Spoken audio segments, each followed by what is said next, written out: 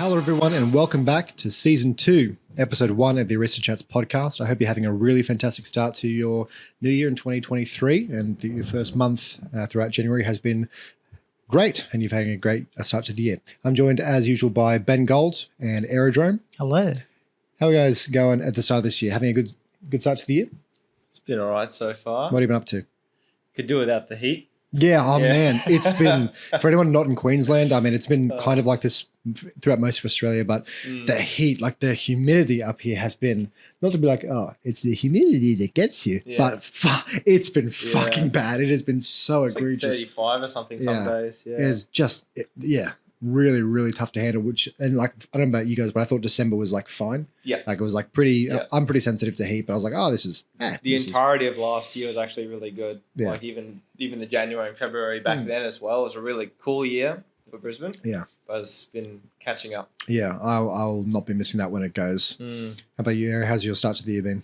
Fine. Fine. Yeah, That's fine. crazy. Great. What have you been up to? That's good to hear. Doing a lot?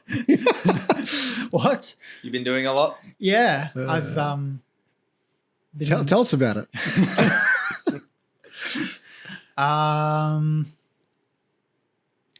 So there's this game called TFT. I've been playing a lot of TFT, yes, and then I got hard stuck plat, and I was like, man, this game sucks. What games do we actually like? we just rag on. It's like I don't think I've liked the game for 15 years. I don't think you can play a game for like a year or two and like it. There's no way. No. Like even chess players, like Because you just get too familiar with everything that's wrong with it, and then you start just get and the focusing on novelty of the good stuff has worn off by this point, well and truly. Yeah. But like Maybe there's just no good games. And that's I even mean, like League of Legends is a good game, but we've actually played for like 8 years, and you just see everything wrong with it, and it's not special or unique anymore. And it's like, dude, it's just Well, that's I actually think that's something to commend with like how many people still play Ultimate 4 years into the game. Yeah, for sure. Because Smash 4, of course, by this time was well and truly everyone hated the game. They were jaded. Blah blah blah. Like honestly, a year after that came out with DLC. It was once Bayo. Yeah. But people were pretty like, all right, I'm done with this game. And I've been playing for 12 months. I miss have it. a lot of people going strong Smash 4 years on. Yeah. And actually, like some people even still coming into the scene now. Like it's not even unheard of at all. So that's pretty cool. Heaps of stuff to cover because a lot's happened since our last episode, which was in like, I don't know, December 10th or something. Yeah. It's been a while. Yeah, but a bunch of major tournaments in international ones and in Australia, and a bunch of other topics that we want to talk about as well. But yeah, as I said, I hope you're all having a really great start to your year. The first thing I wanted to touch on, Matt, really interesting news today, actually. Well, I think it came out yesterday, but Jay Dizzle's announcement about his plans for his future of Smash. So for anyone who doesn't know, I think most of you are fully aware. I didn't read it. You don't know? Okay. I'll need to know. So the long and short of it is, when he was going to his American and his Japanese trip, he was kind of thinking of it as his last hurrah. Yeah. And he's like, I'll go out with like a bang and try and get some good results, and I'm going to retire and get a full-time job. Then Smash World Tour got cancelled, and he felt really, really jaded about this. Yeah. He was like, dude, this sucks. I have spent a lot of money to get here, put in a lot of time and effort to get here. And he's like, dude, I'm done with this. Like, this is, no, they're totally over, like 100%. And then he goes to Japan, and then he says that he's never enjoyed his Smash more. Just had a brilliant time, like really enjoying playing and gets some good results. Beats Ken, goes to Genesis, beats Gax, gets 25th at Genesis, which obviously we haven't spoken about yet, but what an astonishing result for him. And for a lot of people who probably aren't familiar, like we had 3 of our top players, you included, go to Genesis 3 back in 2016. Like 129th or something. And you and Jace got 129th, and Ghost, who everyone still knows today, got 197th or something, even worse. Losing to like a washed Mewtwo King, didn't he? Or someone like that. Maybe something like that, yeah. And that at that time, we were still like, oh, that's pretty good. Yeah, that's not too bad. They made it through the first phase of pools into the second. Where now everyone will be like, that's really shocking, blah, blah, blah. Yeah, like, such a disappointment that Jadis was choked. Yeah. So it's really incredible how far we've come in I guess that's 7 years from there, but even even just more in the recently, space of like the last year. Yeah, to be honest, we have really jumped a lot. Yeah, like for people who didn't follow Smash 4, you don't understand how big it was when Extra Beat Foe, FOW for the first time, who was at his peak was a very like a national level threat, and then kind of retired, had a bunch of drama, but it was still a very good American player. Was that the first time an Australian had? I think that was the first relevant American who was beaten. Like PGR, because he was PGR. He was not PGR when Extra beat him because he had like retired because of his drama. But he was still PGR. Okay. He was 100%. Easy PGR. And Nick beat him, and this was unfathomable. Yeah. You know, mind blowing. Yeah, it was not possible for us to beat any, even just mid-level American, let alone like a high level one like he was. I mean, Keitaro came. Yeah, I mean, Keitaro got like 17th, I think. Yeah, he placed okay, but I mean, this guy was like, he placed all right. Scoot actually beat him, which was that was a huge win. That's probably like the biggest upset. Well, aside from Foe win, the biggest upset on the tournament. But it's so rare, so like unachievable for us. And now, in the space of like 1 month or so, Jay Jizzle has beaten Gact twice. Yeah. He's beaten Ken, which is just like literally like a top 10 player in the world, probably. Yeah. And today, we'll get on more to this later, but Strix has beaten Mia. Yeah. Who, if you watch many Japanese tournaments, he was seeded 5th at this like Japanese major. This guy has like eviscerated multiple Japanese tournaments. He has he's looked at times like the best player in the world, actually. Like you watch some of his sets against Yoshidora, who you know how I think about that guy as a player. He's just like the matchup is probably bad, but he's getting like just eviscerated. Yeah. Just like not close. And Yoshidora's just there shaking his head like, what do I do? Like it's over. These guys way too good.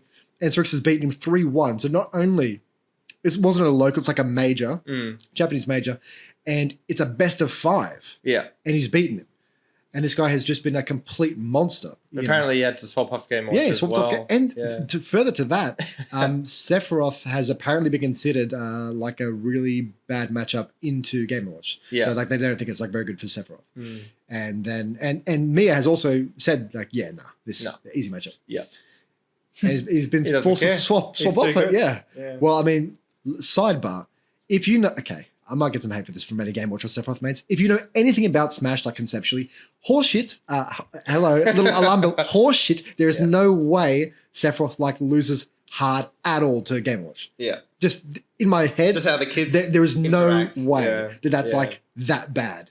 That's like, I mean, you know. Game & Watch like kind of traditionally like loses to swords, doesn't he? Yeah, and he's got the biggest sword in the fucking game, bro. You know, and it's like, hey, another spoiler alert, if you watched the action, you can't be like doing bullshit Game Watch shit down there like an idiot, you know, because if you saw a couple of those games. That must be what it is, right? I've seen like a lot of people, they like actually will simplify a matchup to like really specific like degrees. Snake versus, you know, Game & Watch is like -3 or -4 because you can just bucket. You can't use grenades, but you could use any of your other. What about all the other S tier moves? What about your frame 3 jab, your frame 3 down air, your frame 4 forward tilt, your frame 6 up? Just outrange them in all of these ridiculous moves that have a ton of range, rather than. And it's not like you can't use grenades; it's just you can't sit on the other stage and just lob them at him, right? Yeah. And I feel like maybe that's because I can't see unless. It's -3 because he can just like bucket the snapping fingers move, right? What? Yeah, what about the matchup? Also, you get plenty like someone just doesn't. They've never played a really good Sephiroth or whatever, so then they just say, "Oh, I've dumped it every Sephiroth I've ever played against." Yeah, so. that's pretty consistent. I would imagine that it's like Sephiroth has trouble with characters who are just like who move really well. Like if you watch and low profile, it was a similar thing in reverse. Everyone thought that Sephiroth like beats Wario quite well, I think, or was it maybe it was vice versa? Maybe it was vice versa. But then we saw Gluttony play Wario into Sephiroth. I think that people thought Wario won, and then it's like you could see how that happened because Wario was just like outmaneuvering him in a way that Game Watch can do sort of similarly. But I was like, okay, yeah, maybe Game Watch like has like a slight advantage or something, but there's no way this is like hard. Or like bad. No. Yeah. Maybe it's hard, but it's not. There's no way this is bad for Sephiroth. I mean, like, Sephiroth kind of struggles with like characters like Kirby and like Pikachu things that and are things mobile, like Pancake, right? Mm. And Game & Watch Pancakes whenever he uses like down air and back air, and not necessarily as much forward air, but if you throw out a hitbox, then the forward air loses. It could be a little tricky to deal with. Yeah, I suppose Game Watch can be a little bit more aggressive off stage against Sephiroth than a lot of other characters probably can be as well. But not like awful, atrocious. No. Worst matchup, you know. No. So I was like, not that level. I just playing a bit in my head. I'm like, there's no that's like 55-45 at worst. Yeah. And in my head, I'll be like, Sephiroth probably wins that. Just in my, I don't know those characters, but if Game & Watch hits Sephiroth, he'll explode anyway. Yeah. Because Sephiroth's light and like all of Game & Watch's moves kill people at like 80. Well, So we actually got massive off topic. I was giving the J-Dizzle announcement. The point being, he had these great results, was loving a smash in Japan, and he said, you know what? I'm going to give this, I want to like top 8 an international major. Yeah. And I'm going to commit to that. I'm going to come back and spend like an extended period of time in Japan. He's in Australia now, but he's going to go back to Japan, and he's planning to try and top 8 an international major, and to sort of pave the way, basically is what he was saying, for other Australians to know that it's possible and to put some respect on like the Australian name, which I think has already happened based on his Genesis performance and what Strix has now done as well. Yeah, absolutely. Like if you're running into Strix or Extra now, Strix or J-Dizzle now internationally, you would have to. There's no way you think this is a free ride. Yeah. Like this guy has beaten Gact twice. This guy's beaten Ken. This dude's beaten fucking Mia. Like there's no way these guys are slouches. Like, you'd be quite nervous, I think. But it's an amazing achievement from then. And well, I guess the question is like, what do we think? Can J-Dizzle actually do it? Can he top 8 an international major? I think he can. Absolutely. You reckon? Yeah. If you get 25th at Genesis, that's 2 wins away from, And who did he lose to at Genesis? He lost to he didn't lose to Ouch. He lost to the European. No, I think it was Ouch. It was to Ouch. And he apparently did like significantly better in 3-1. that run back. Yeah, if anyone watched that, said he got it just dunked the last time they played like a couple of months ago. Yeah. But 3-1 at Genesis, and he lost in winners to. Oh, was it Aquila? Possibly. I'm not actually sure. I can't remember. But like, he's already demonstrated the fact that he can beat these top players consistently. He's, it's not just a one-off every few months or whatever. So he has it in him to get those 2-3 hard wins. It looks like in a tournament. So when he was like, we saw him, we mentioned this on like our first podcast episode, I think, when he played against MK Leia, we're like, that was close. Yeah. 3-0, but that was close. Yeah. Like that. And no one seemed to pick up on that as well. But also the thing was like, but is that a fluke as well? Like maybe there's a bit of matchup unfamiliar. That word I'm trying to say, not being familiar with the matchup. Yeah. And so you don't really know, but now he's played extended periods of time in Japan and America and has attended all these tournaments and played against all these players. And you're like, no, he's consistent. He's doing like you can still get upset, as in all top players get upset and lose to weaker players. Yeah. So that could still happen to him. But the guy is going like, he doesn't get blown up by anybody anymore, really. Right. He's competitive against everyone and beats very, very good players consistently now.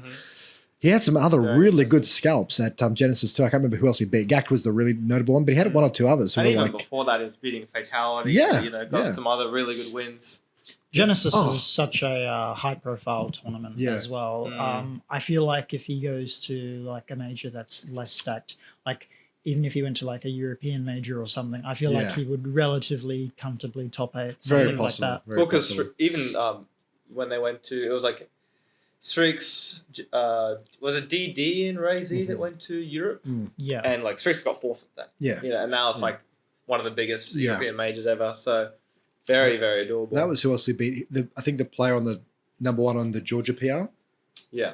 I'm pretty sure he beat him because we were like, oh, he beat Fatality, but Fatality's like 10th on the Georgia PR. He's so maybe he won't be able to beat the number 1 player from Georgia. And he beat him. Yeah. So that was another like massive scalp. Being a PR like number 1 player in any American state is like, as an Australian, is like very impressive. Georgia's always been strangely strong for a state compared to the other ones. You'd think it would just be a bit of a wash. Like some of them, they might have like 1 strong player and that's it. But so we're all on the same page that he can indeed top 8 an international major? Yeah, for sure. I think so, absolutely. We actually even talked about it a couple of weeks ago at the cafe. Thought, do you think he will still quit?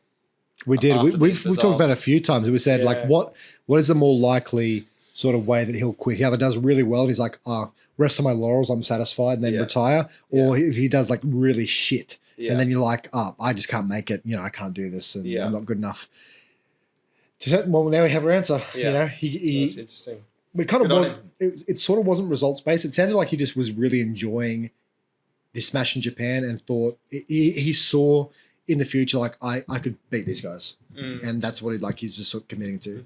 And sidebar to that as well with very similar sort of mentality that Strix had on his Twitlonger, where he's saying I'm not going to compete as much, but I really want to give back to and make the scene of Australia stronger, which is also something that Jadizel was really sort of hammering home in his Twitlonger as well, which is really great to see, because that's something we've been speaking about since the length of our podcast, is making the scene stronger, making it more competitive and stuff.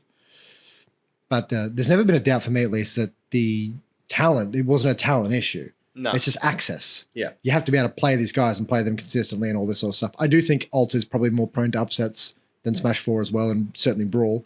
But it's not like it's easier. Not like it's like a less skill game or anything. No. But I think you'll still get vicious like 3 stars. Yeah, you'll just get annihilated. Yeah. But yeah, I don't know. It's crazy the length that has come. So I'm optimistic about it. Also wanted to have to recap Genesis itself as well outside of Jadizel. So if you haven't watched the top 8 of Genesis, you must go and watch this. I don't even like this fucking game, honestly. But I knew the results. Like I knew what the top 8 was and had the final results. And I watched through the sets after the tournament, and I was like, dude, I'm on the edge of my seat anyway, even though I know who wins. Like these games are such high quality. And you have all of these characters who people think are like lame, like Sonic, for instance, or Peach or whatever. And I'm like, these people are cracked. Like, I want to play Sonic now, dude. I'm a Sonic main. This guy was like schmooving. Top 5 character as yeah, well. probably. This character is broken. The character actually looks unbeatable when things are going his way. Yeah. But all these characters, all these players did such an unbelievable job, man. It was such good, like, quality content. Do you guys watch, like, any of Genesis?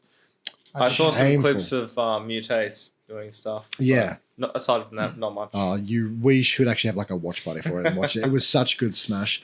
The only one I didn't watch was Spargo vs. Akala, because I can't watch Steve. Yeah. I actually can't. I can't watch it. I can't. And I normally can't watch Cloud either, or Sonic. So I normally don't watch Cloud. And then I was like, I'll give Spargo a chance. I'll have a watch. And I was like, this guy's like, I always knew he was good, but like, this is hype. It was good. No Steve though, not watching that.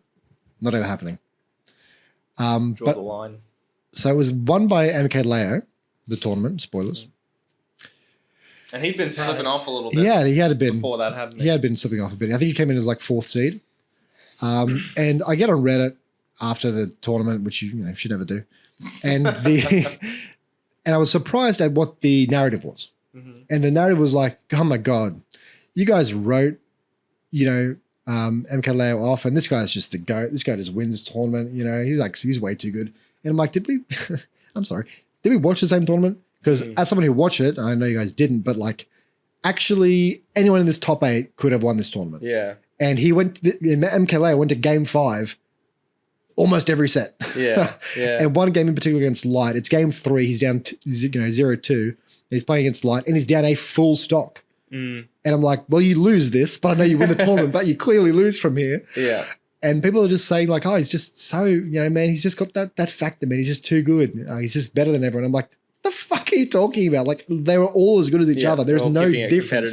Yeah. This game 5 slobber knockers going to like last hit. There's no difference. My approach to Reddit is to read whatever it is that they have to say and then instantly reverse it and be like, and this is what's happening. And this happens in every subreddit as well. Yeah. So Super Smash Brothers, League of Legends, any subreddit you can think of, like just because Reddit armchair experts are awful. They don't know what they're talking about. It's actually so accurate that you've said that, because if you got on before Genesis, I was saying MK Leo, it's over. Like, Spargo and Tweak are too good. Like, there's no shot. This guy's not. Maybe Akala wins this, but it's like Spargo, Tweak, MK Leo's, honestly, give it up. He's done.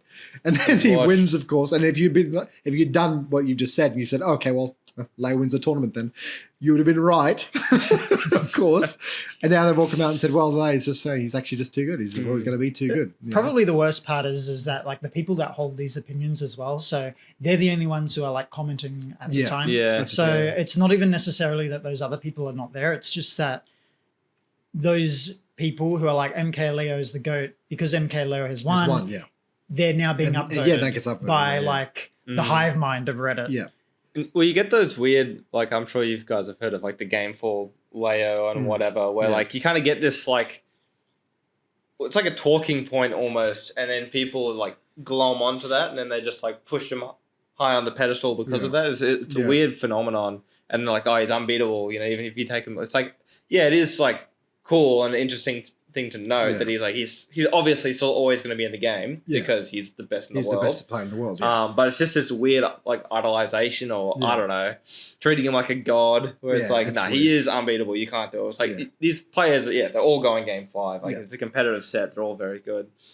That said, there is like that statistic or whatever where like even if he's down 2-0 in a set, he's still more likely to win that set. He has like a 55% like win rate. There's a bunch of really weird stats with him in best of 5s, but they're like pretty it's very impressive and very cool. But people just kind of like glom onto that, and then they kind of write this weird narrative. It's very strange. One of the interesting parts of the Genesis win as well was that he didn't he played like 4 or 5 characters. So he beat Sonics with straight Aegis game 5. And again, he was a reverse 3-0 because he was down 0-2 and getting they weren't close either. Like he was just getting pumped. And then ends up improving, grows throughout the set, and then wins it with Aegis.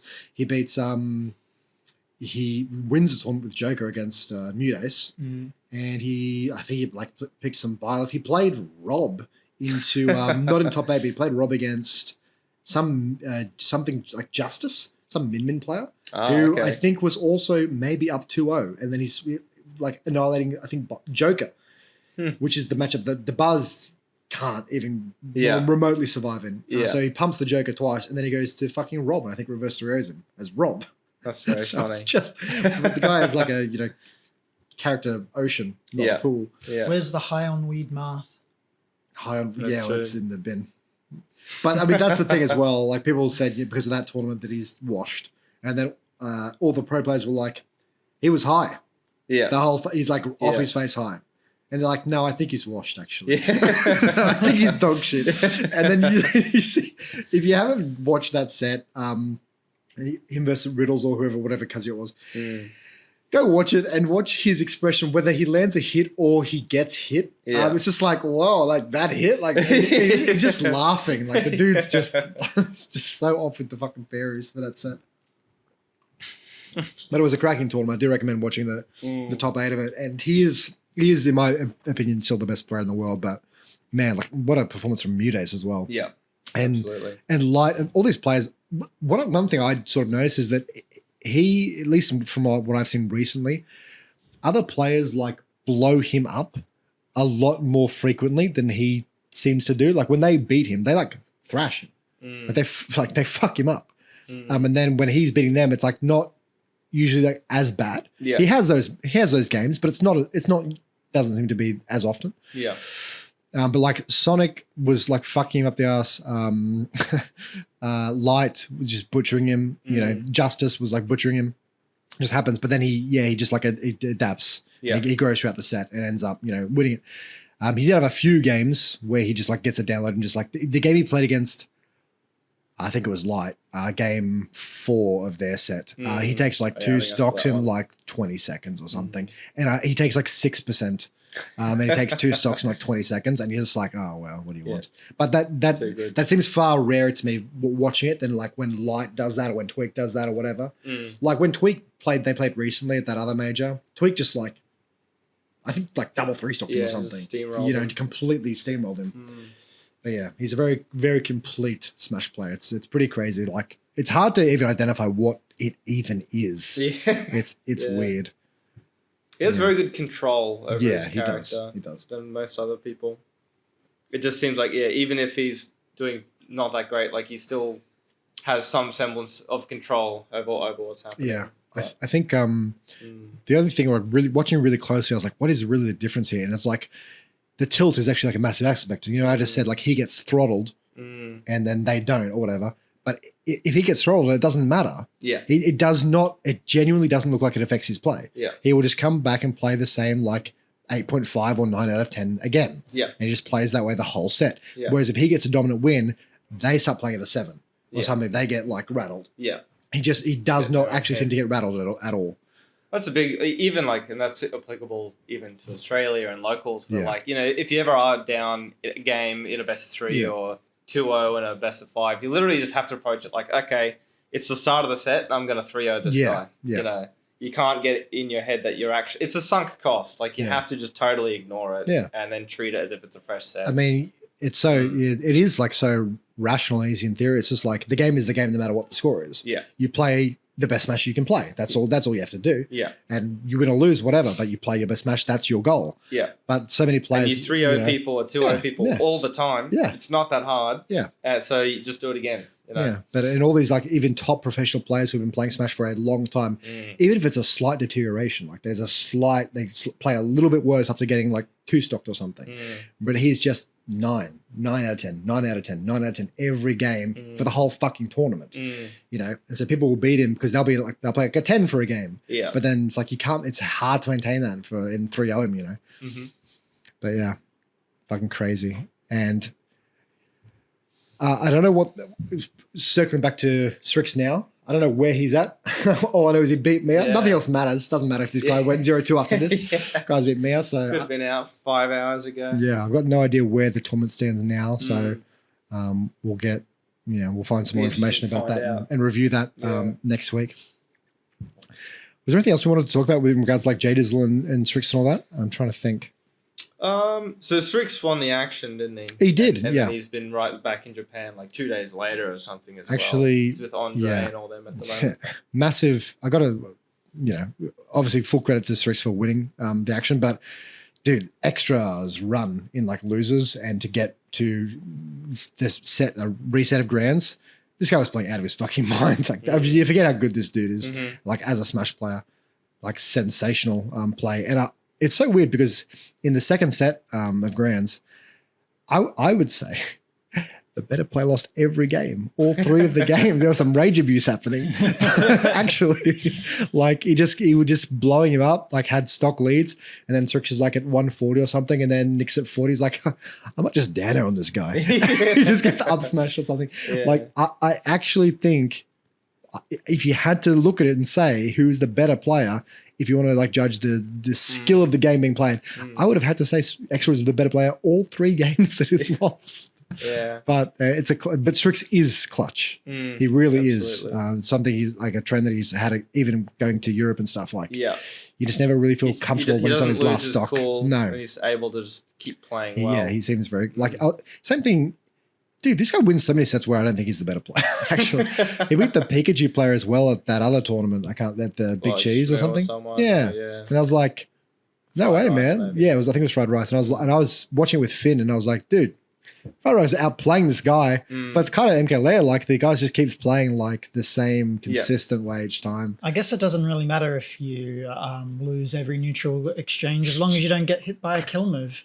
Yeah, actually, unironically, that sounds dumb, but it's actually true. Yeah.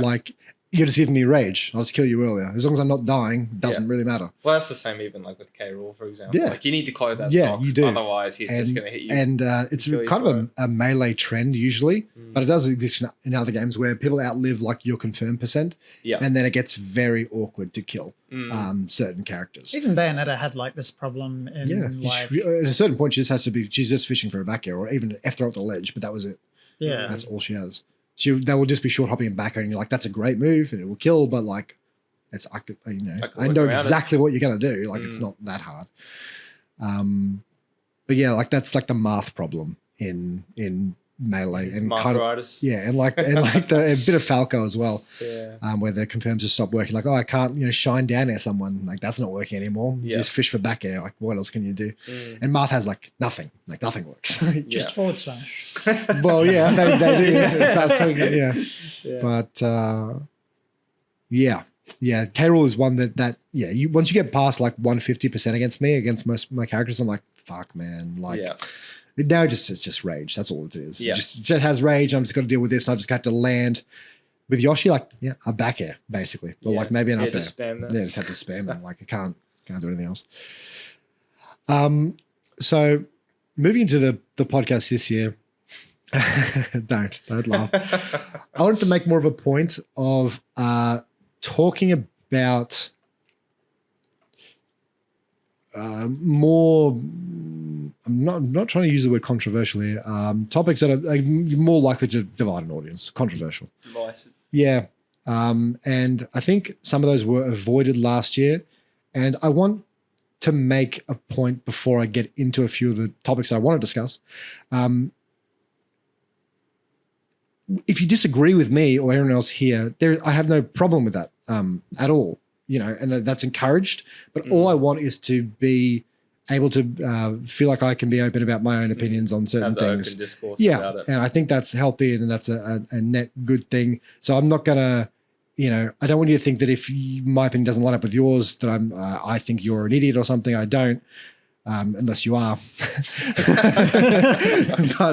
but I think there's like, I'll stop beating around the bush and I'll make a point here. So the action, we had this major recently in ACT, as you're all aware. Mm-hmm. And they had this policy of the mask mandate and the vaccine mandate and all this sort of stuff. Now, I'm not going to go into the brutal details of COVID and shit with you, which you're all very aware of, I'm sure. Mm-hmm.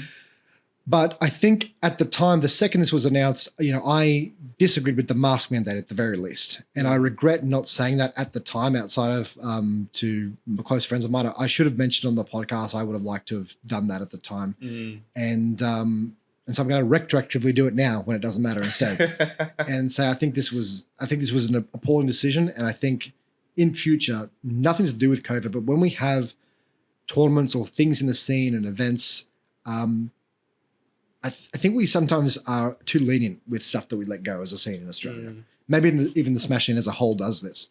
But I think Australia can be really just like too easygoing in that respect, instead of sort of being demanding what we want and what we expect. So personally, I think this was a really egregious ruling. And I by the sound of it, from people I've spoken to, I'm not going to name any names, but it was a big dampener on this tournament. Yeah. So I guess I wanted to open the floor to that and what you guys think about it. And also for anyone listening to this, if you want to talk about this stuff, like please feel free to join the Discord. Add us on Twitter, send us a message, ask to be a guest on the podcast. We're happy to discuss all this stuff with you. We want to hear your opinion as well. Mm-hmm. But I wanted to hear what you guys thought about that decision. Well, from my knowledge, I will open with the admission or the whatever, the acknowledgement of apparently was a venue restriction. Okay. From the university where that is their policy still in place. So it's expected to have that at the tournament itself. Okay. Although I don't know, I couldn't comment on whether, it's kind of like how venues might have a disclaimer and that's like the official policy, but they wouldn't necessarily police it in any. So I couldn't tell you whether the venue realistically would police it or not. And if it was an over precaution in that regard. Okay. But a lot of people, maybe they didn't. I know a couple of people we talked to actually didn't see it until a couple of weeks before the event itself. But for me, everyone who registered to that event was effectively endorsing that rule being in place. And a lot of people, I think it came as a bit of a rude shock for some people on the weekend or whatever when they found out that there was someone walking around barking at them when they went to. So do you think a lot of people thought it was just like, oh, that's the rule, but they're not really? I think so. Okay. I think so. And then the individual in charge of that definitely seemed to be quite ruthless with that policing to the extent where people were like, well, this is just making my weekend shit now. Well, like I've literally just grabbed a water bottle out of my bag and I'm like being told I'm going to kill everyone in the venue or something. I don't know. Even aside from that, like you can argue all day long about it's the right thing to do. I applaud it for the effort that you're putting in, blah, blah, blah. But at the end of the day, you're inconveniencing a lot of people, outright banning people as well from the event. I know multiple people who were not able to go to that event at all.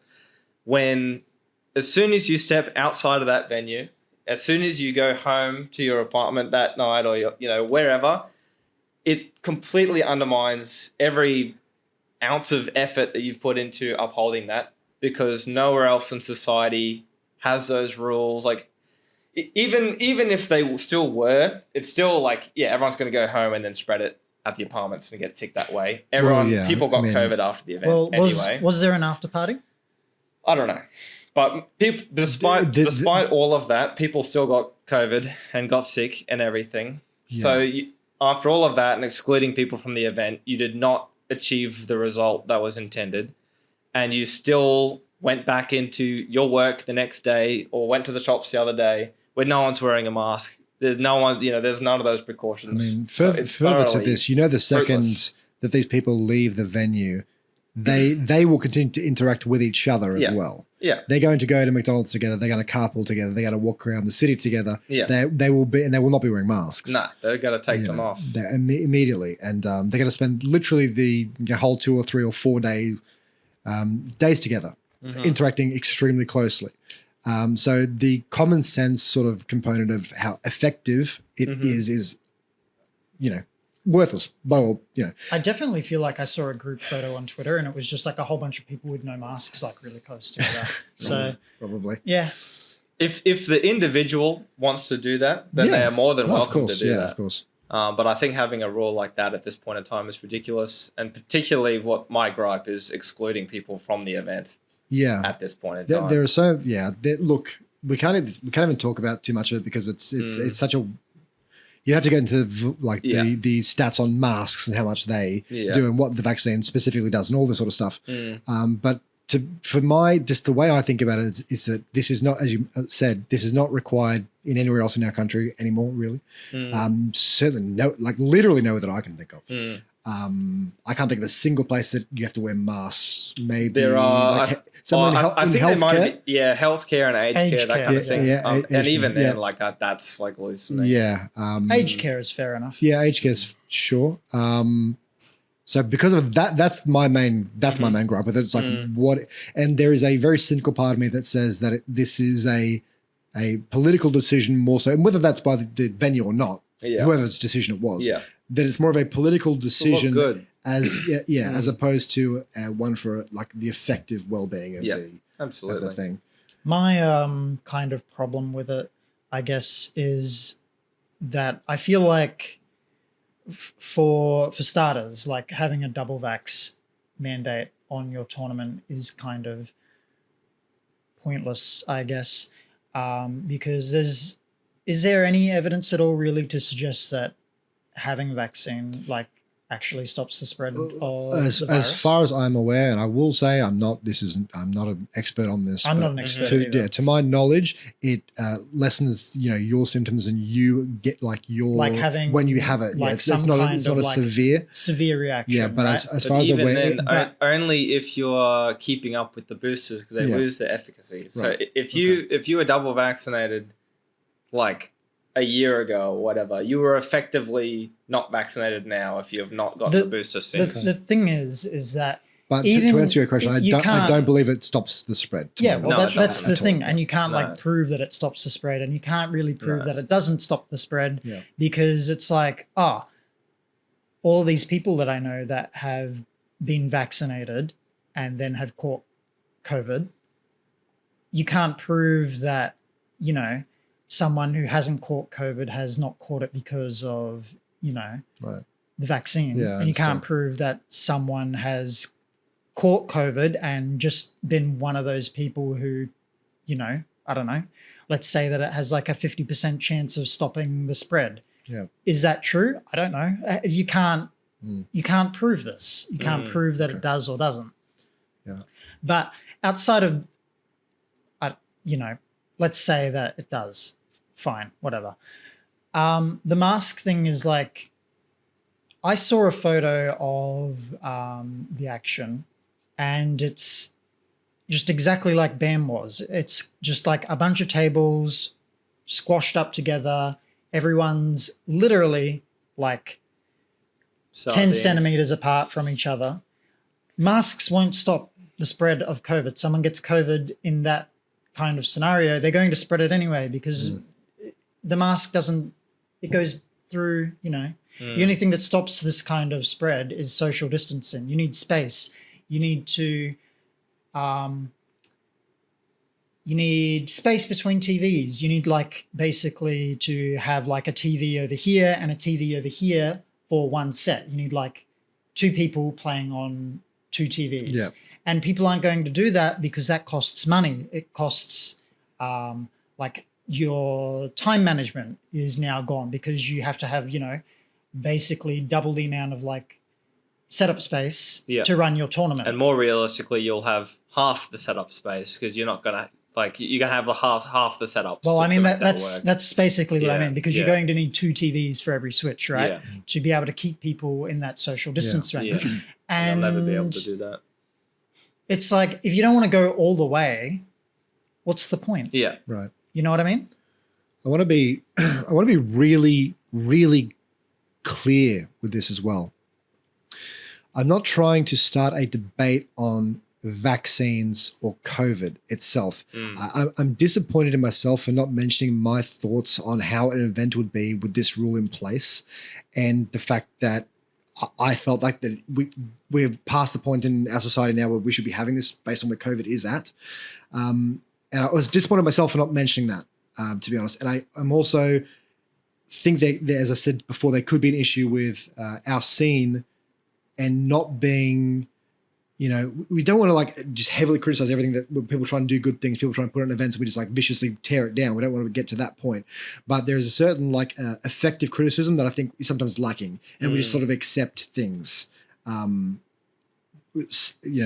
often. And I think that's probably even like a massive sort of topic which here, but even in the fact like of banning characters or something, where people just like kind of let everything go, regardless of what the damage it might be doing to the scene. I'm not even pointing about any characters in this game or anything, but like our hesitancy to sort of make decisions and calls is, I think, a little bit worrying. And the fact that there wasn't even much of a debate or discussion on this at all. Everyone's just like, oh yeah, okay, we'll do that, and then they did it, and then it's like, hey, this was shit. It's like, well, what did you think would happen? Yeah, after or during this tournament, I saw some screenshots of some people, and they're like, the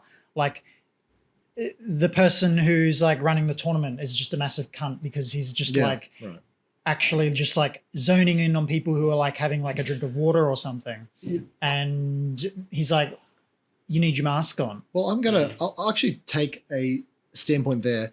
If this guy has the rules for the venue and the tournament, and he's enforcing clearly outlined, he's enforcing those rules. That's not his problem. Yeah, exactly. Every person who is registered have said yes.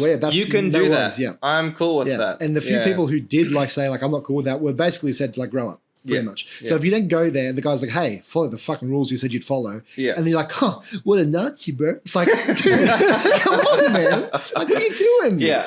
Yeah. No, I totally agree on that. Yeah. So I don't even hold like the venue or even the TO or whoever's decision was, I don't even hold them accountable for it, really.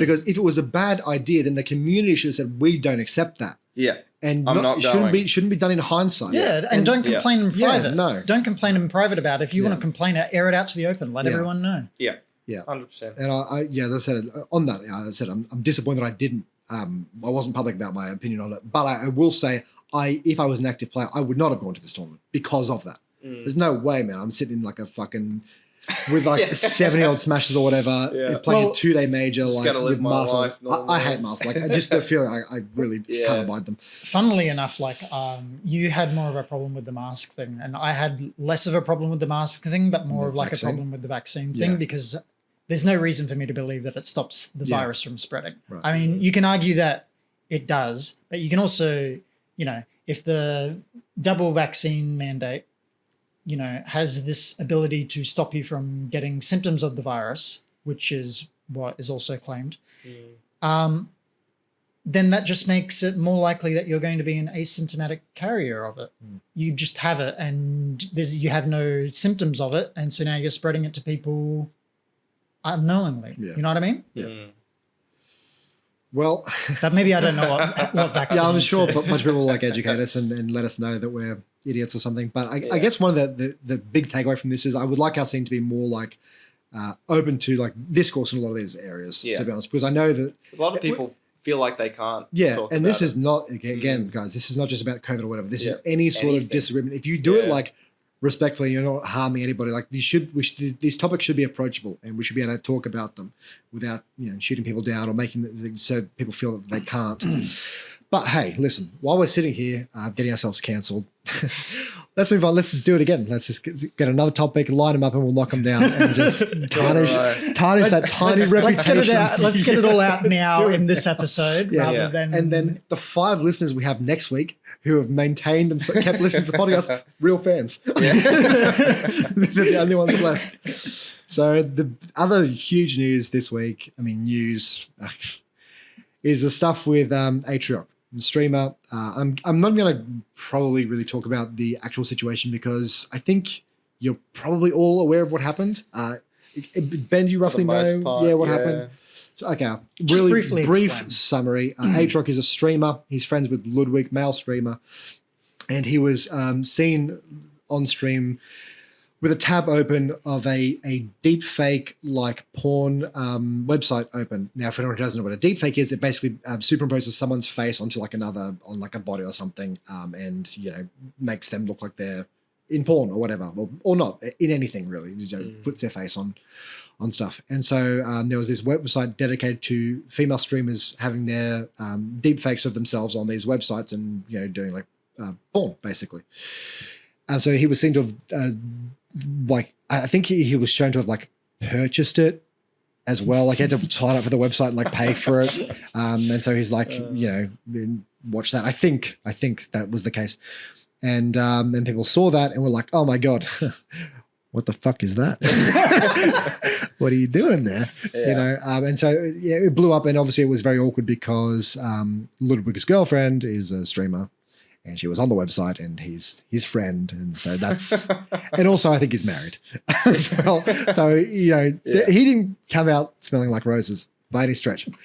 It's not funny. It's really awful. It's really awful. I can't just laugh. Sorry. But the thing.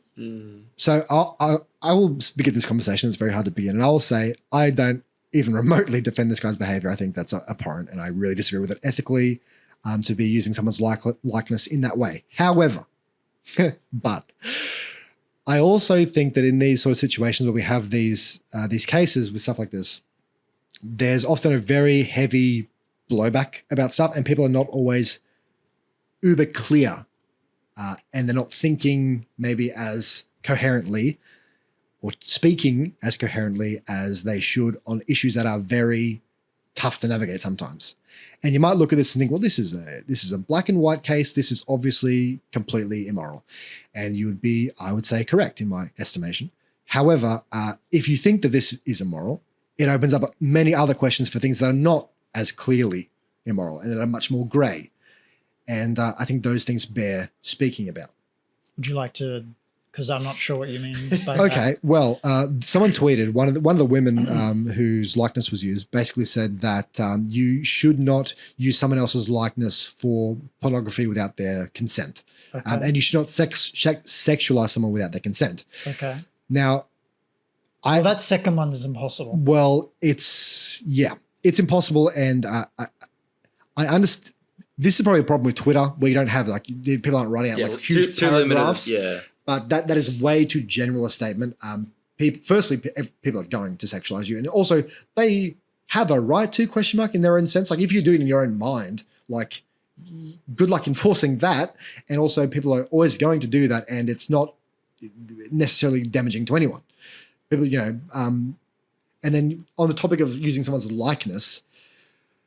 She specifically said, you can't use someone's likeness for pornography. I was like, well, can you use their likeness without their consent for anything else? Or are we just talking about pornography?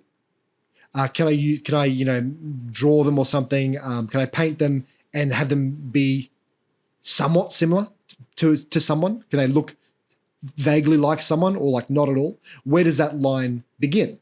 Can I draw a sketch of someone and masturbate to it? And that you might laugh at that, but that's a genuine question. if the likeness of someone, and I've drawn their face or a portrait of them without their consent, maybe it's only just a sketch as well. Maybe it's not even like they're not even doing anything graphic. It's just a picture of their face. And morally, can I masturbate to that? And I know it's like it's an awkward thing to talk about, but once you start that conversation, all of those rules need to be clarified, and what you think of them all like morally, and also like I think it's interesting what we all like think necessarily on what is sort of immoral and what is not. It's a really tough topic. So I'll start with, what do you guys think of Atrioc situation, and do you agree that do you have a problem with that sort of stuff like deep faking someone's appearance onto porn or whatever without their consent? I think going to that amount of effort is pretty weird, champ. Especially if you're paying for it. Yeah. But you could never really police what people think or whatever. No. You can't help that. No. But I think that's more tangible effort like that is pretty odd. Unfortunate. Yeah. I mean, I think it's really gross. But the thing is that, it's impossible to enforce unless you get caught, really. Well, the guy's taken the website down now. The guy who owned the website. Okay. He was like, I actually did not want this to go super public at all. I've taken it down and I'm really sorry. That's a good start. Whether that's even remotely true or not, who knows? But it is down, so that's a good thing. That's a good start. Yeah. But I mean, I'm sure there's plenty of other websites that do exactly the same thing. Probably. Is the problem. But yeah, like you can't enforce it. The only reason anyone would have known about this in this situation is because he alt-tabbed while he was, playing whatever it was he was playing. A little, you know what I mean?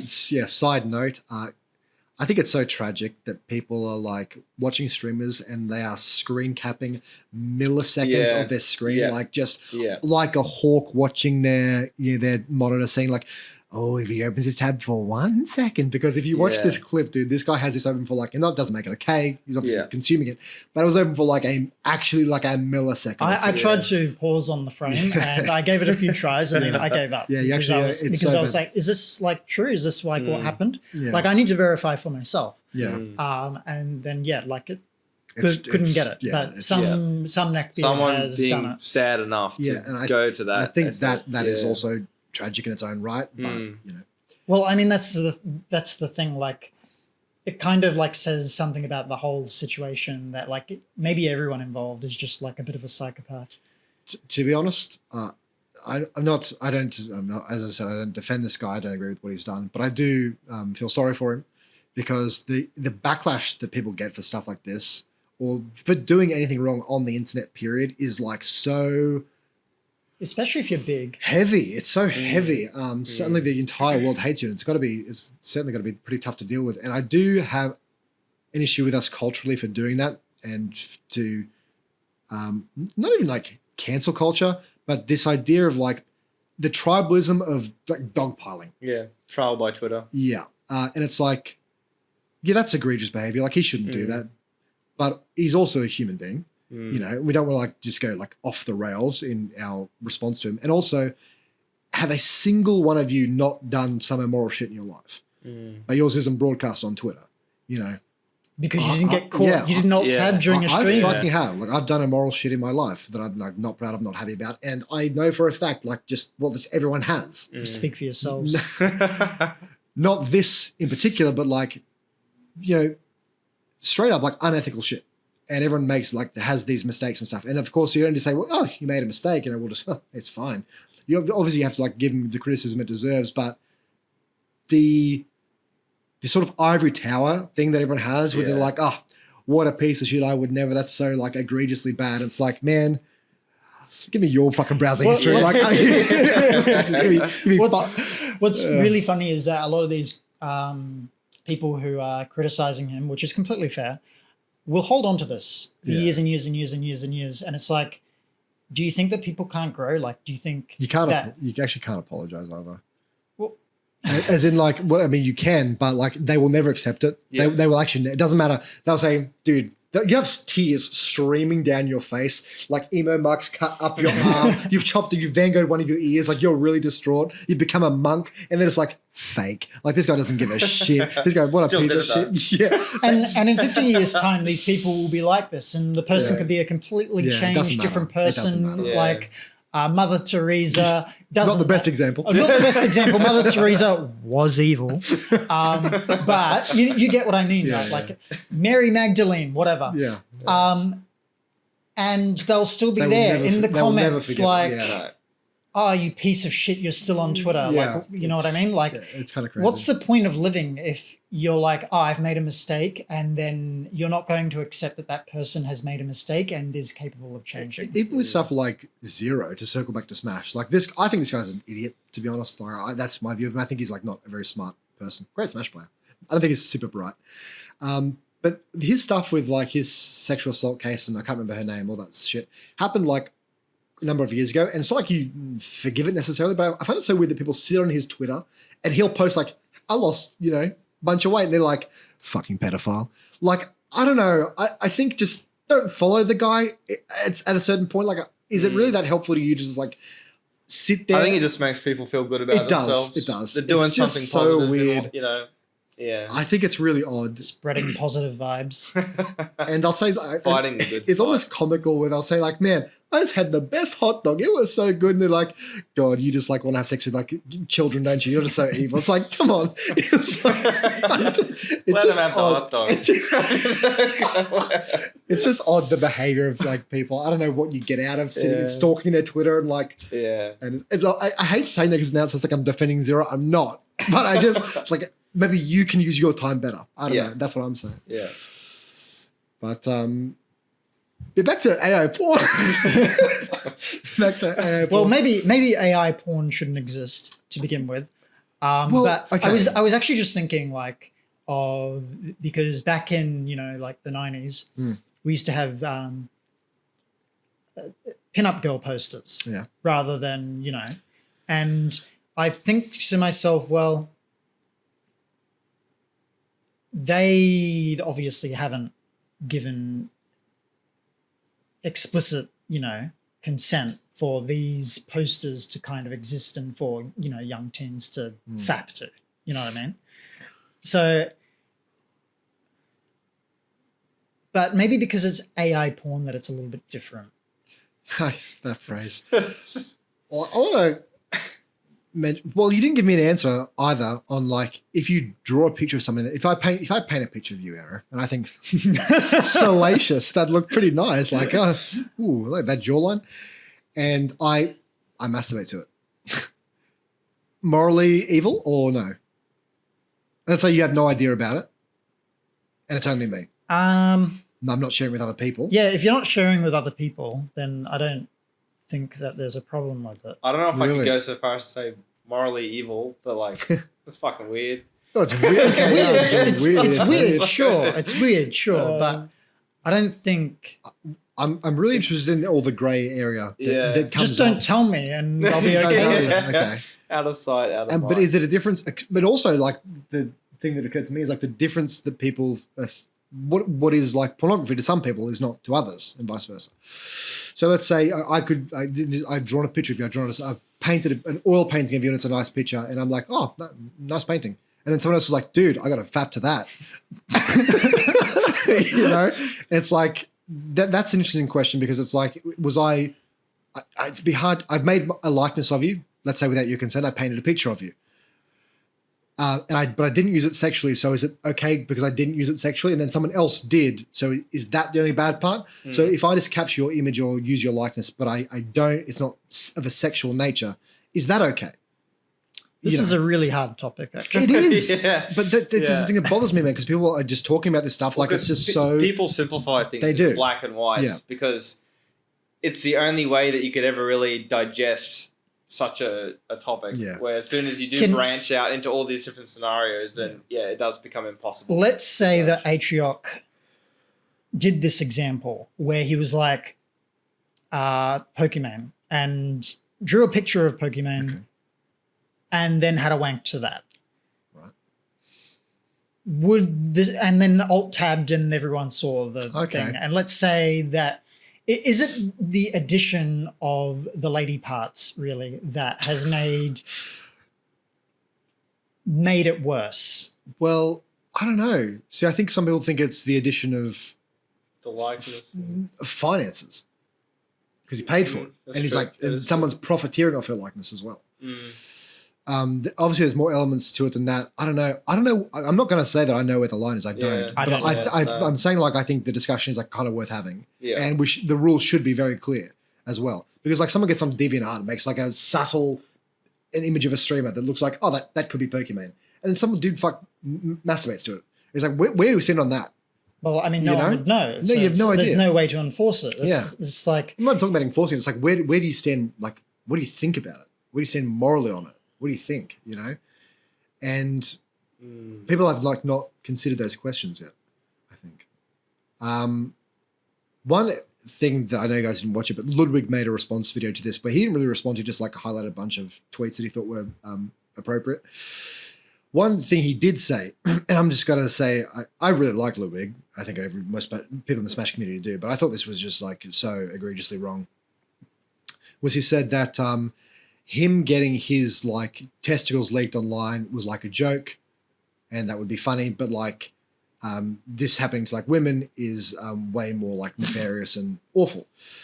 And I just said, nah, I'm off the boat there. I'm off the bus. I don't agree with that one. So it's either the point is that this is like an invasion of someone's privacy, and you're sort of without their consent. Yeah, without their consent, and that like doesn't just change based on your gender. Yeah, that should be the line. That's the line. It's like, you know, it's and also by doing that, by saying something like that, you assert that all men feel the same if that's the rule you have in place. Whereas there could easily be men who are like, the fuck, I don't want my dick online for people to masturbate on it, and people will. By the way, you know, just because you're not a girl, like people will masturbate. Like some guy would absolutely wank to fucking Ludwig's balls for sure. Good looking guy. Okay. But so I had to say like that. I thought I think, you know, I think he's a hyper intelligent guy, and it's something you said that you probably didn't really consider. And I'm not going to say that it's like necessarily identically the same, because like female streamers are more prone to like having stalkers and then like assaulted by random fucking obsessed people. Sure. From a baseline, it should be the same. From a baseline, it's genders. like the privacy is like being broken and without their consent, and you're like sexualizing without their consent. Like I don't think, and I don't think that in saying like the other one is a joke is like, I think I was really not okay with that. I was like, bro, no, wrong take. Awful. I mean, from just like a straight up point of view, like we seem to, I think we're probably mostly talking about like nudes here, right? Like, I mean, that's like they should never be shared without the consent of the person who... It was a big thing a couple of years ago when like all the female celebrities got their nudes leaked, like Jennifer Lawrence and like hundreds of female celebrities. And it was like Reddit went down because of the use, how much use it got. Because the people were overloading the servers like, must see Emma Watson naked. Yeah, see, that's like, it's I don't know, really gross to me. Yeah, it's like really disturbing. Yeah. That's really gross. And that's like something that I definitely think that there should be like a hard line. Like we talk about like most of this being great. That's like black and white to me. Yeah. Well, I guess the only like the difference I guess between all of those scenarios is like not only is it without their consent and in their likeness, but it's also potentially distributable as well to others. Yeah. Where something that is just your imagination isn't. Yeah. Where even though that might seem like a strange delineation concerning imagination per se, but it I don't know that at least amongst those examples that has sort of been where like if it's like a likeness that is not inherently sexual or whatever, but you have used it for your personal imagination or whatever. Your personal imagination, outside of the community imagination. If anyone else saw that, then it doesn't translate at all. Okay. But I don't know. That's just more of a on the spot thought I had. Yeah, but it is a fucking tough topic. I think likenesses is kind of hard too, because it is. Yeah. I kind of look at white women streamers and think that they mostly all look the same. So I thought you were going to say something else. No, that's all. That's all. Okay. That's all. So it's like, how can you prove that this likeness is like, you know? Well, I mean, yeah, obviously in this case it's a obviously little because faces, it's like a photo. Obviously, yeah. The likeness is a very grey area because it's like how much can it look like? What if the artist is really bad? You know, like what if he's a really bad painter? Stick figures. You know, it's a weird one. The last point on this that I wanted to mention was the element of the people kind of forget where it's like they think this is immoral, which it is, but it's like going to turn a blind eye to like the porn industry itself. Well, I mean, it's like a huge amount of it is just like actual like sex trafficking, isn't it? Yeah, but a heap of it's like really, really bad, really, really bad. Heaps of like, I mean, there's a lot of like revenge porn posted for a start. A lot of stuff with people out their consent being posted, and then a fuck ton of sex trafficking, people being treated like shit, not being paid, all this sort of stuff, or like suffering like physical abuse, being pimped out. Heaps.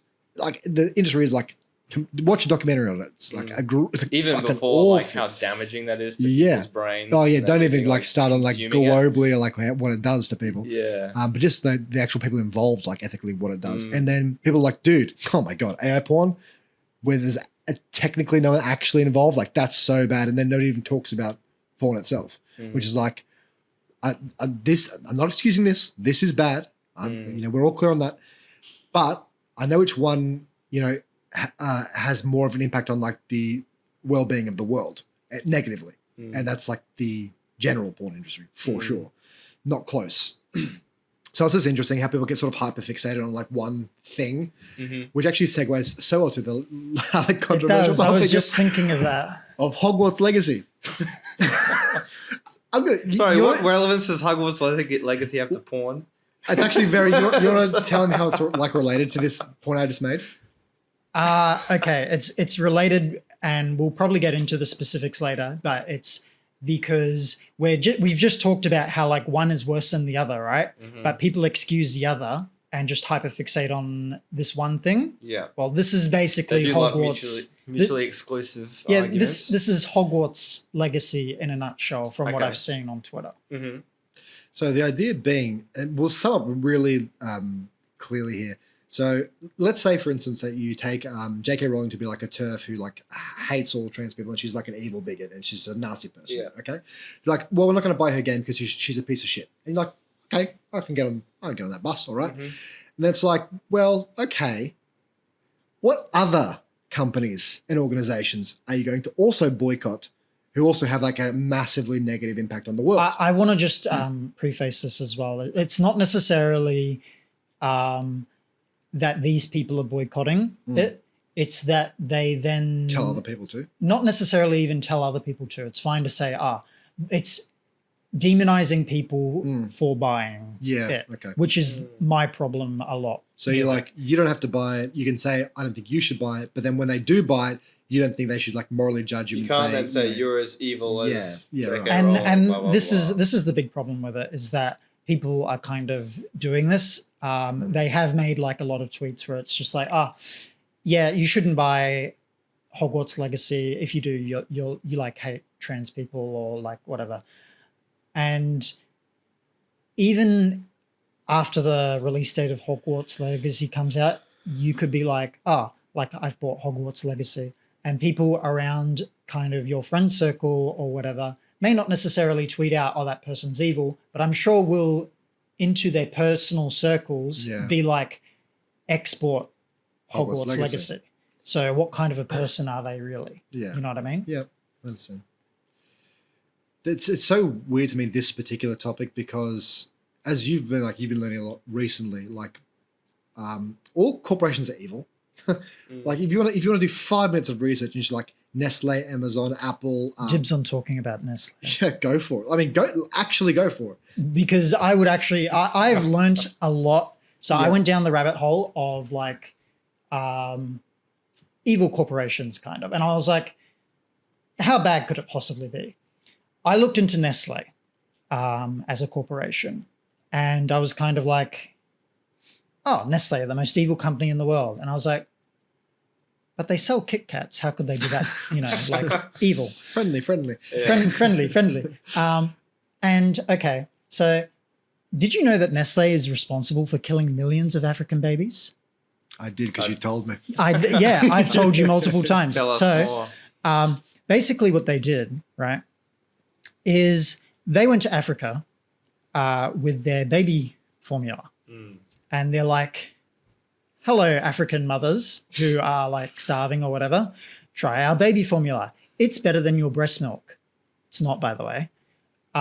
So what they would do, right, is they designed hospitals so that the maternity ward would be as far away from where the babies would be kept. That's fucked. Right? Yeah. And then they basically injected Nestle staff, dressed them up in nurse costumes, not really nurses, and then would hand out free samples to the African mothers, which sounds all harmless enough, right? Sounds a bit sketchy already, to be honest. Okay, it sounds sketchy. And I'll tell you why it sounds sketchy. Because they would give enough sample so that the mother would stop lactating. She would stop producing milk. Once a mother stops producing milk, it's very hard, if not impossible, for the mother to start producing milk again. Okay. I don't know why that is. Just must be like a natural body thing. I assume that the body's saying, you're done. Yeah, you're done. You don't need it. Yeah, like the baby's dead or like whatever, right? I was going to say old enough that it doesn't need it anymore. Yeah. But Or that. Or dead, yeah. Well, I mean, if the baby dies, obviously. Obviously. Yeah. You will stop lactating. Thank you. Good Okay. to clarify that. So anyway, Dead babies don't drink milk. Thank you for that. African mothers now no longer producing milk. Now they are forced to use the Nestle baby formula. The problem is Nestle baby formula, kind of expensive. African mothers, Not that wealthy. not very wealthy. Yeah. So these African mothers have a week's worth of this baby formula, and the amount of money that it costs for a week's worth of baby formula is like 6 weeks worth of, pay. So these African mothers are like, well, let's ration it. Can't do that because, the more water you put into it, your baby's just going to end up being malnourished. So not only this, but also the water that they're using is contaminated to begin with. So the babies are getting contaminated water. They're getting not enough baby formula. They're malnourished. They're getting diarrhea. They are dying. Now they're dead. Now they are dead. The Now they're dead. So millions of African babies dying because Nestle is like, how can we turn Africa into like our profit, right? Yeah. Evil. Yeah. Yeah. It just gets worse with Nestle. It's like, how can you get like much worse than this? And then you find out that they're going off to like other African countries and they're like, water. We love water because we use water in like we like, to bottle water and then sell it for whatever. Oh, the government's not going to let us use our water. Let's just like destroy the, water sources or whatever, allegedly. What else? And then they've got like child slaves in Costa Rica or like the Ivory Coast or wherever they have their cocoa plantations, like all the chocolate you get from like Nestle is from child slavery. Yeah. But people are like, what? No one talks about this. No one talks about how Nestle killed millions of African babies. No one talks about how Nestle destroyed water resources in Africa. No one talks about child slavery on all of these cocoa plantations. They're just like, well, dude, Hogwarts Legacy. Why boycott Nestle when you can boycott Hogwarts Legacy? Yeah. Is J.K. Rowling destroying water sources in Africa? Is she killing millions of African babies? Is she killing children, in their cocoa plantations? Because if you're a child slave in cocoa plantations, you get worked there until you die. Yeah.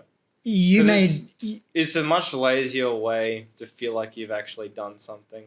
That's Contributed positively. I guess that's probably what it is. You never could realistically ever impact what Nestle is doing. Well, this is like the thing. But you could yell at someone and make them feel shit. But the thing is that is more tangible to you. So I go buy Hogwarts Legacy, right? Let's say J.K. Rowling gets $5 of my money. Mm-hmm. Is there ever? And she will be. Is there ever at any point in J.K. Rowling's life where she gets down to her last $5 of savings and then says, No. This $5 is going to save. Yeah. So for clarity, if not a single person bought Hogwarts Legacy, it wouldn't fucking matter. This woman has $870 million. The game completely flopped. It wouldn't boycott it. Yeah. Boycott it. See what happens. She doesn't care. It doesn't matter. The only people you're actually going to hurt are the people who worked on the game. Yeah. Those are the only people who are still living actually going week to get by week on their damaged. wages. Yeah.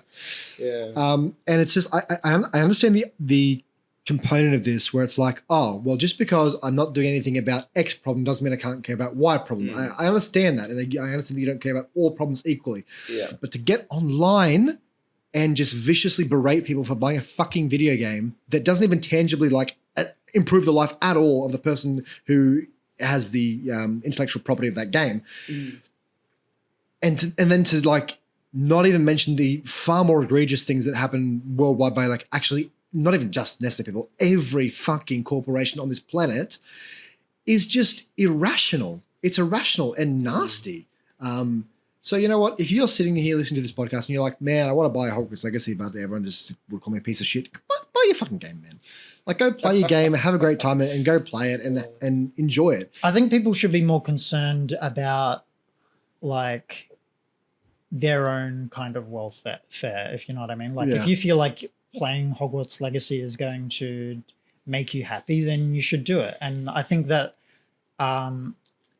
obviously J.K. Rowling is kind of evil, but I think the Harry Potter franchise was something special to a lot of people in their youth. It still is. Some people won't get over this fucking game. Still, this story still is. I think a lot of primary school students still constantly read it, I mean, this is the thing. I mean, there's not very many things of media that have inspired people or children to read or all that kind of stuff, or to that's true. Think imaginatively. So even though J.K. Rowling is evil, at least the books have done something for society. Net positive, yeah. Whereas, I mean, has Nestle baby formula done anything? I need those Kit Kats, man. I can't live without them. I mean, Nestle baby formula has kind of done things for the women who can't, lactate, and that's what it's for. But if you had a scale, it would be net negative welfare. Obviously, globally, I mean, literally millions of African babies died because of Nestle being in Africa and destroying things. And this is just one company.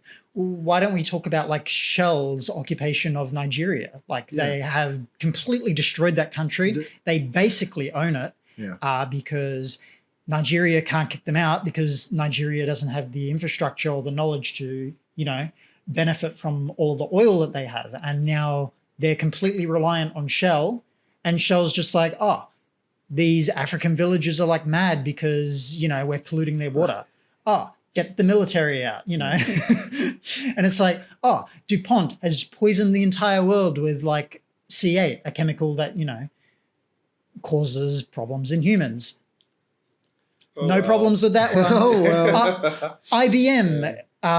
Everyone knows IBM. You may think, I don't have any computer things with IBM. Nobody has a IBM monitor, but IBM is in your phones, in your laptops, all this. What did IBM do in, the war? They're hey, Hitler, let us optimize your census counting so then we can gas the Jews more efficiently later. Yeah. Never apologized for it. What do you mean?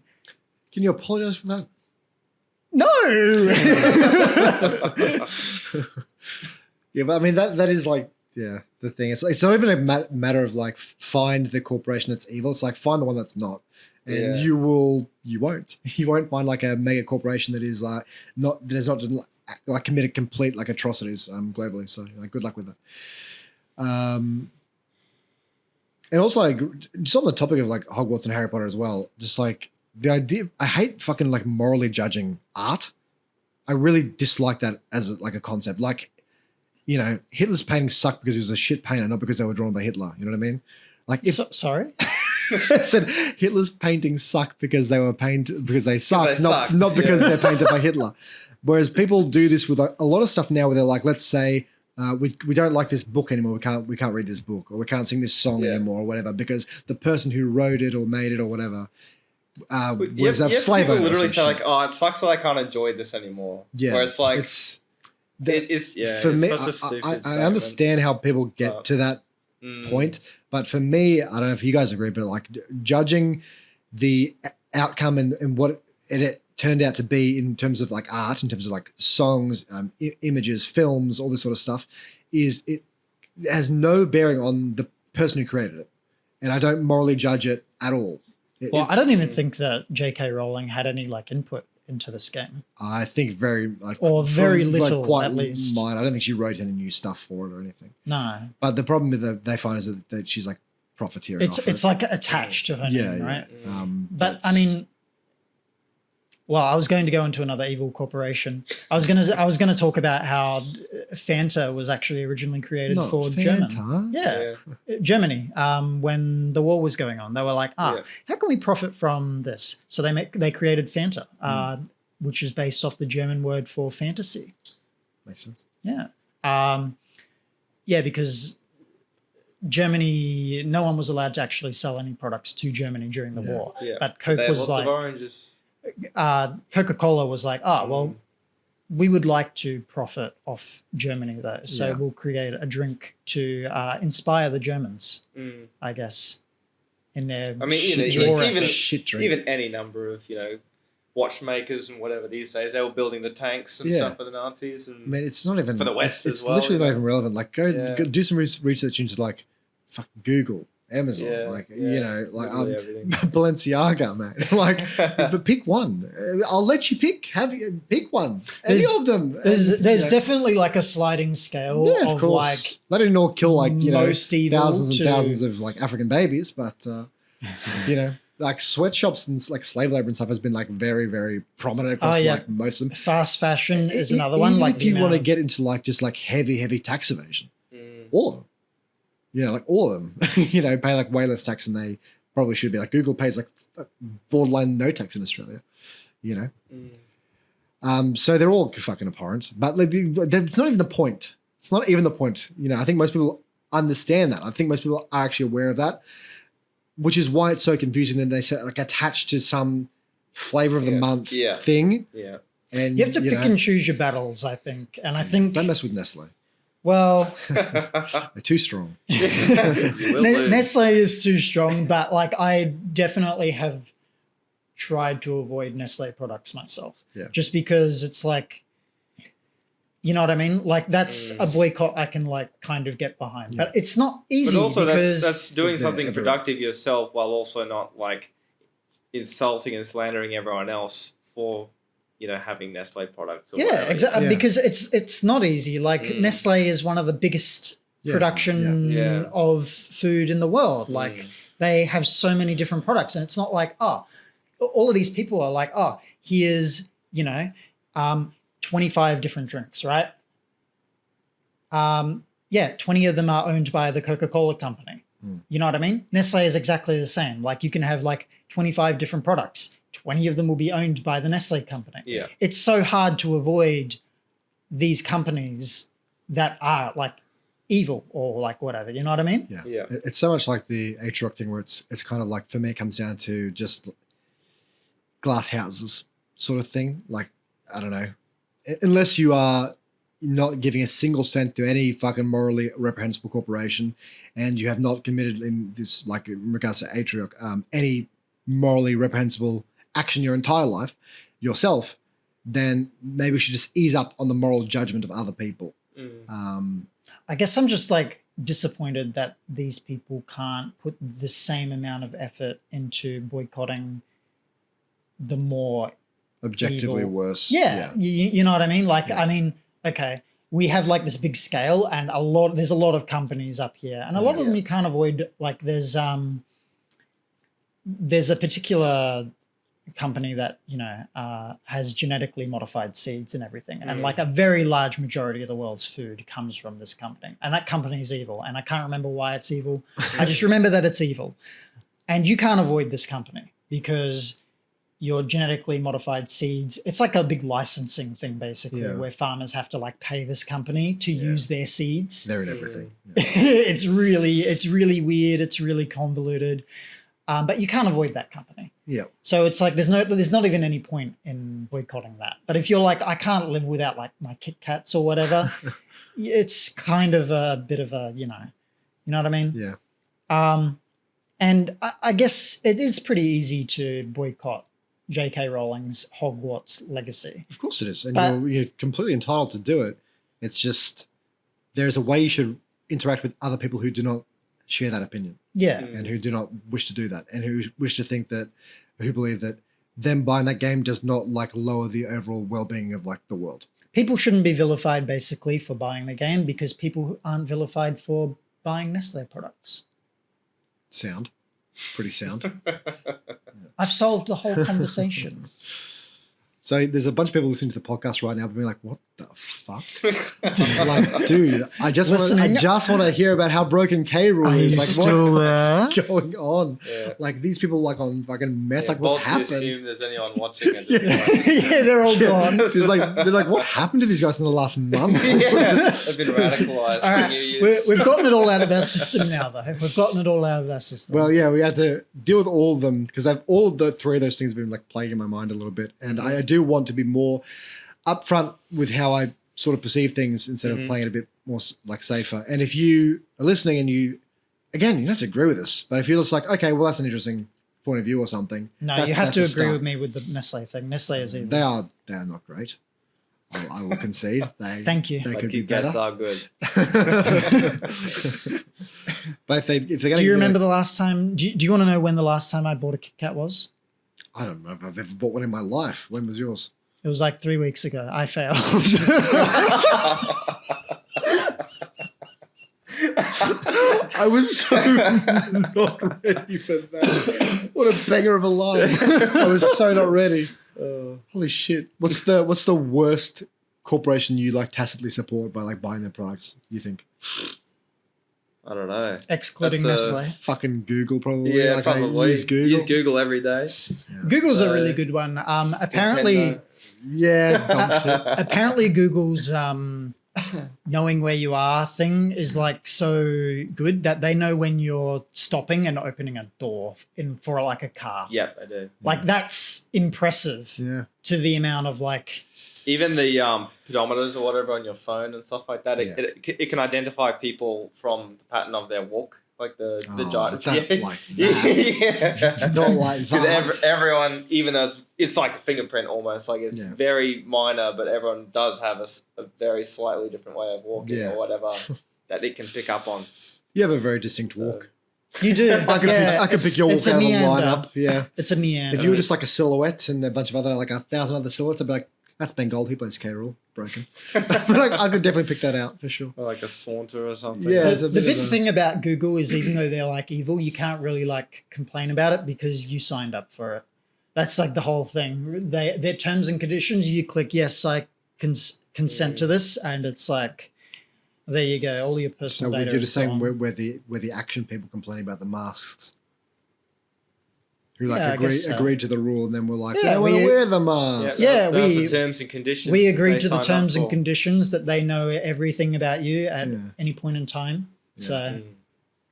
That's why you Alright, need a good well- old farmer's revolution well- every now and then.